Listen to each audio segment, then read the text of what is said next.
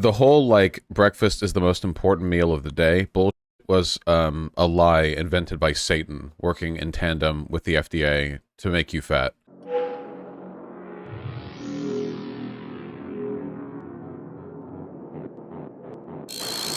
You can have like a granola bar. Have like a little bit of carbs in the morning and coffee or whatever. And that's fine. Lumber Vaush Arc, show me the flannel. This isn't flannel. Pop Tarts? No, it's too much.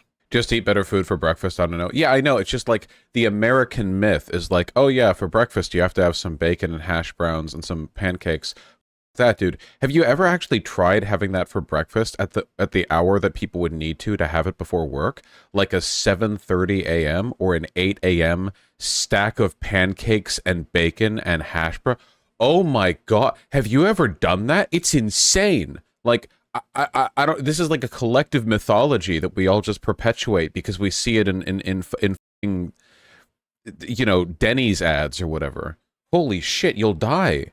You just wake up, like, I get it for brunch or whatever, but like, holy shit, you know? In the morning, like, you can have like a little granola bar, like 100, 200 cal and some coffee, and you're probably fine till lunch, and then you have so many more calories to have for the rest of the day. Who said all that at once is the classic American breakfast? You can literally American breakfast. If you Google it, like, you'll see these plates are huge.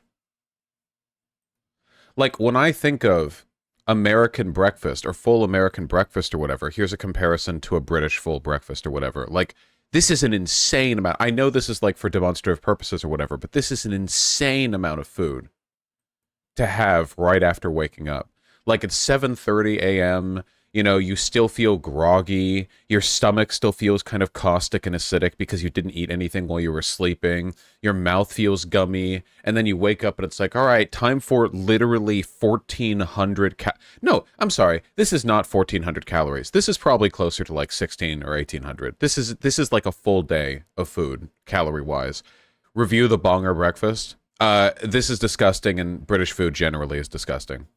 The only thing British people are on is fish and chips, and it's basically just a worse version of chicken tenders and fries, which you can get in any American restaurant. Fish is inferior to chicken when it comes to just general food. I only eat 1,500 kcals every day. Hey, as long as you're getting your nutrients, you know? You must be pretty small.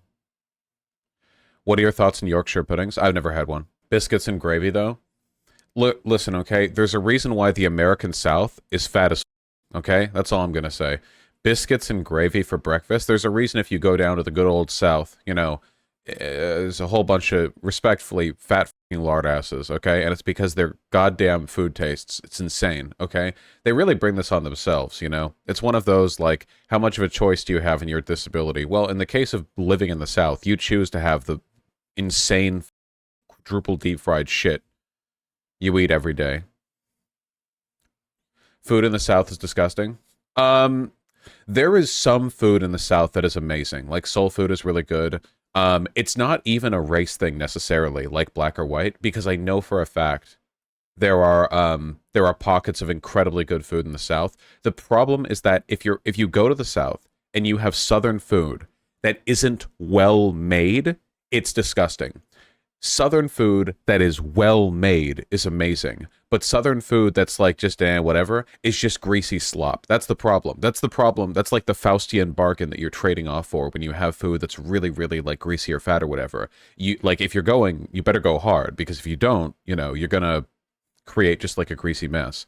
So it's a trade-off, you know. Cajun is good. Oh, yeah, Cajun is amazing, but I'm not really referring to Cajun food here. You know, that's Americanized, like, Caribbean food, right? I'm talking, like, Southern, like, sort of the amorphous blob. But yeah, I love Cajun food. I'm a huge fan. Cajun food, Creole food, I know there's an overlap. There's a lot of good stuff. Cajun food is when you give white people seasoning. Hey, whoa, whoa, whoa, whoa, okay, hold on. Go to New Orleans. Okay, Cajun food is not purely the domain of fucking white people. Okay, trust me. Cuban food supremacy. Man, all white people. There are two kinds of white people who have and white people who have not had jerk chicken. The Chinese cuisine is like one of the few cultural exports that are good. Okay, I'm about to hit you guys the hot ass take. Okay, first of all, I want to say, okay, people shit talk fusion food way too much. There's a reason why America is like the food capital of the world, and it's because we're such a big multicultural crockpot of different like cultures and ethnicities that food gets fused all over the place, and it's really fucking good. Okay? With that being said, I think that Americanized Chinese food is better than authentic Chinese food. Addendum that I've had in America. I've never been to China. The authentic Chinese restaurants that I've been to have been really good.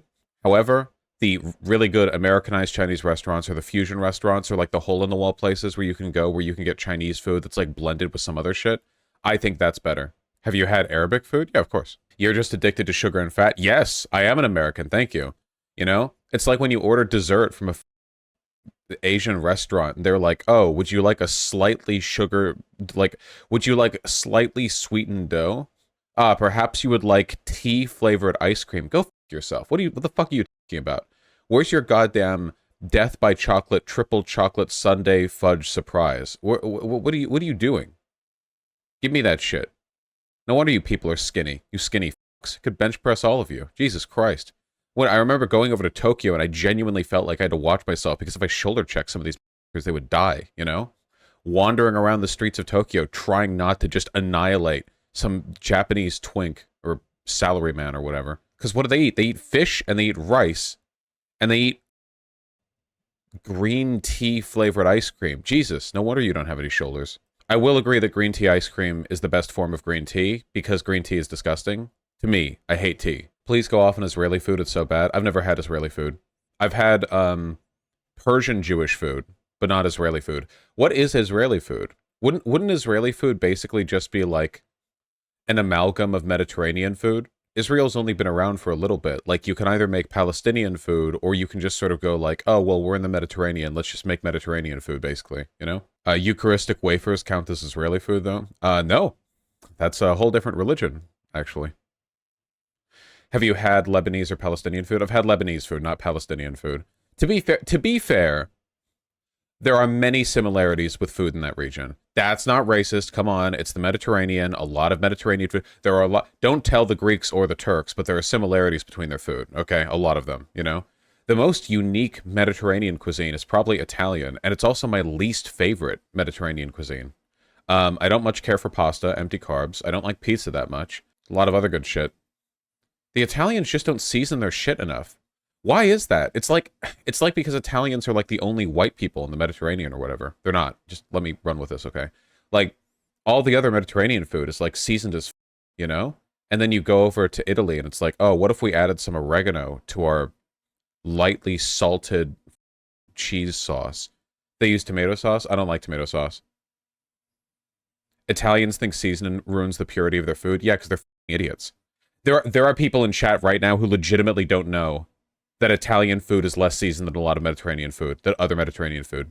They don't know. You guys don't know. Because in your mind, because you're stupid and your brain is smaller than mine, you're thinking, how can Italian food be less seasoned than other Mediterranean food? Well, I've never tried any of other Mediterranean food, and I have no idea what I'm talking about, but pizza is tasty, so that must mean they use a lot of seasoning, you know? That's what's going on in your head right now. Literally, Italian cuisine, like at the higher levels of Italian cuisine, they're incredibly purist about they argue about whether or not you should even salt some of their dishes, okay? They are incredibly purist about, like, the quality of their ingredients and whether or not that means they need seasoning to compensate for it.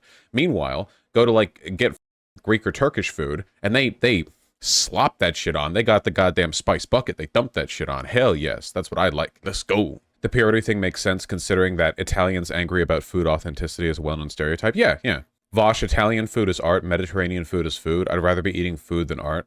I understand what you mean. I don't think that applies for, like, most meals that you'd get at Italian restaurants, but I understand, like, conceptually what you mean. I think that, I think that French and Italian food sometimes come across as very elitist with their cuisine, and it makes me feel like I'm eating for the privilege of eating Italian food, or I'm paying for the privilege of eating Italian or French food. Whereas every single time I've gone to a restaurant that's even remotely like Middle Eastern or Mediterranean, apart from Italy or whatever, I feel like I go in there, and no matter how good the food is, I feel like they're here to make me fat, you know? Like, I've been to fancy French restaurants, and for the most part, I feel like it's like, oh, here is your cheese, little platter, and here is your half metric ounce of wine that is meant to go with exactly one noodle, or whatever. I don't know what French food is, okay? Snails. But if you can go to like a really high quality like Greek place, and the chef will be like some fat greasy and he'll be like, it's my job to make you a fat greasy too, and he'll slam a gigantic plate of food down in front of you, and then that's your food. Might be stereotyping a bit here, but they're all white people, so it's okay. Indian food? I haven't had much Indian food, but what I've had has been really good. Holy shit, it's spicy. But I like spicy food, so that's good. Foie gras? I think I might have had it at one point, but I don't remember. Italians aren't even that fat on average. Yeah, that's the problem. A culture that serves good food has to have a lot of fat people. Okay? Have you ever had snails? Yes, I've had escargot at a fancy French restaurant. Vaush, Greek food is way less seasoned and way worse than Italian. It's a shittier version of Turkish food. Oh, we have a Turk nationalist in chat. Rippy, hello. I hope you're enjoying your inflation. Tell Erdogan I say hi, and I'm wishing him luck in his next inevitable military coup that'll be defeated effortlessly because it's performative. I'm Italian nationalist, if anything. That is not better. I don't know why you would say that, as if that's better.